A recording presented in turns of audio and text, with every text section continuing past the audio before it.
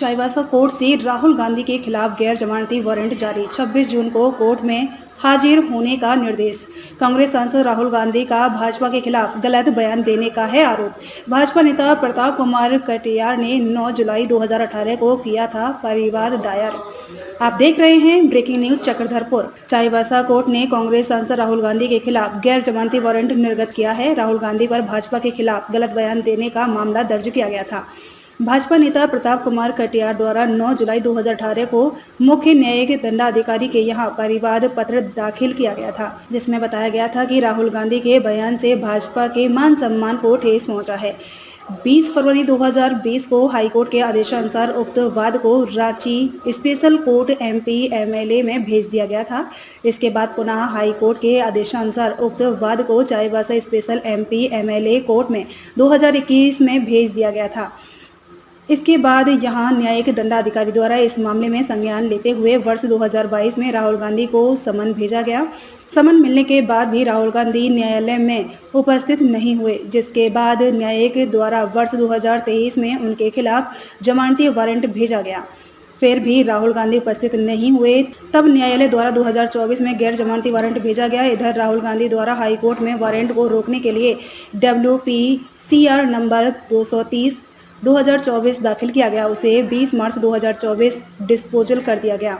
इसके बाद राहुल गांधी द्वारा चाईबासा कोर्ट में धारा 205 CRPC के तहत आवेदन दिया गया। इसे भी कोर्ट द्वारा खारिज कर दिया गया।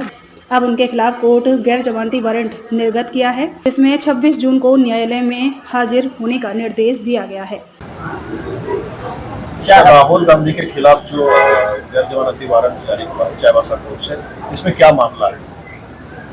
यह मामला 28/3/2018 का ऑल इंडिया कांग्रेस कमेटी का एक अधिवेशन दिल्ली में हुई थी, जिसमें सांसद राहुल गांधी जी के द्वारा भारतीय जनता पार्टी के खिलाफ अपमानजनक बातें कही गई थी, जिसमें उन्होंने कहा भी था कि भाजपा की सरकार में कोई भी हत्यारा अध्यक्ष बन सकता है, चोरों का गिरोह है, ये तरह का बहुत सारे उन्होंने अपशब्द का प्रयोग किया था, जिसको लेकर के हमारे चाईबासा शहर के प्रदेश उपाध्यक्ष उस समय थे प्रताप कुमार जी, उन्होंने इस चीज को YouTube में और न्यूज चैनलों में देखा और उसके बाद उन्होंने आके मुझसे संपर्क किया और उन्होंने कहा कि इस तरह के बातें जो है राहुल गांधी जी के द्वारा कही गई है, जिसको मेरे मान सम्मान को ठेस पहुंचा है, हमारे कमेटी को, हमारे भाजपा सरकार को,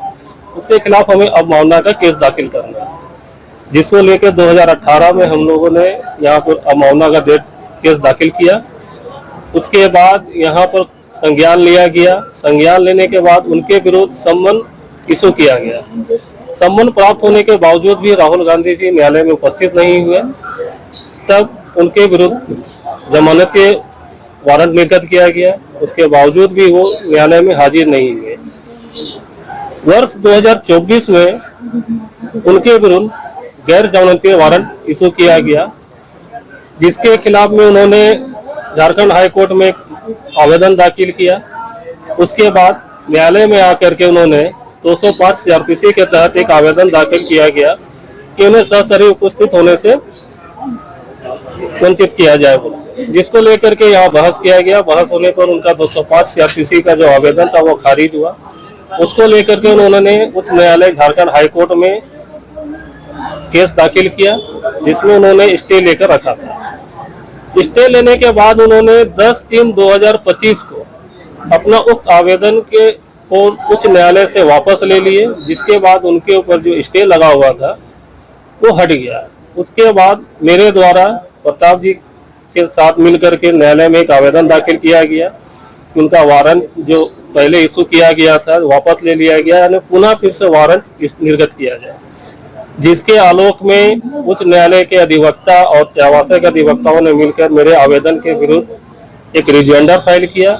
उस रिजॉइंडर पर बहस हुआ। 22/5/2025 को उक्त आवेदन को निरस्त करते हुए फिर से उनके विरुद्ध गैर जमानती वारंट निर्गत किया गया। राष्ट्रीय अध्यक्ष आदरणीय अमित शाह जी के ऊपर टिप्पणी की गई थी राहुल गांधी जी माननीय सांसद जी के द्वारा कि हत्यारा भी भारतीय जनता पार्टी में राष्ट्रीय अध्यक्ष बन सकता है। और उसमें और भी कई बातें कही थी जिन बातों से मुझे बहुत आहत हुआ, क्योंकि मैं भारतीय जनता पार्टी का कार्यकर्ता हूँ। कार्यकर्ता होने के नाते मेरे मन में लगा कि भाई ऐसे पार्टी में हम जुड़े हैं क्या कि जिस पार्टी में इस तरह के बयान हमारे राष्ट्रीय अध्यक्ष पर दिया जा रहा है। तो जब हमने पता किया तो इसमें लगा हमको कि नहीं, मैं पार्टी में सही जुड़ा हुआ हूँ, लेकिन मेरे राष्ट्रीय अध्यक्ष के ऊपर गलत बयान दिया जा रहा है। तो मैंने अधिवक्ताओं से सलाह लिया और सलाह लेने के बाद लगा कि अगर आप आहत हैं तो आप इस पर कानूनी कार्रवाई की मांग कर सकते हैं। उसके कुछ दिनों के बाद फिर मुझे कई लोगों ने और भी कहा, हमारे संपर्कित लोग, हमारे शुभचिंतक लोगों ने कहा कि आप कैसे पार्टी में जुड़े हैं जिसमें राष्ट्रीय अध्यक्ष आपका हत्यारा है। मुझे और तकलीफ हुआ कि मेरे पार्टी में सही में ऐसा कुछ है क्या।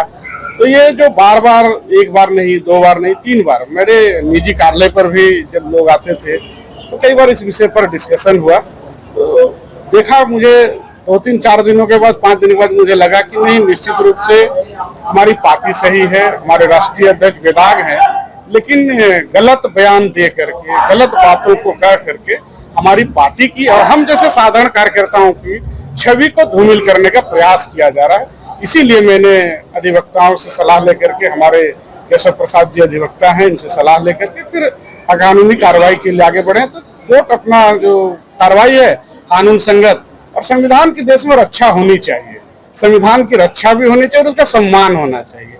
इसे मैं तो यही कहूंगा कि सम्मान सब लोग करें। मैं भी सम्मान करता हूं संविधान का और संविधान पर मुझे भरोसा है।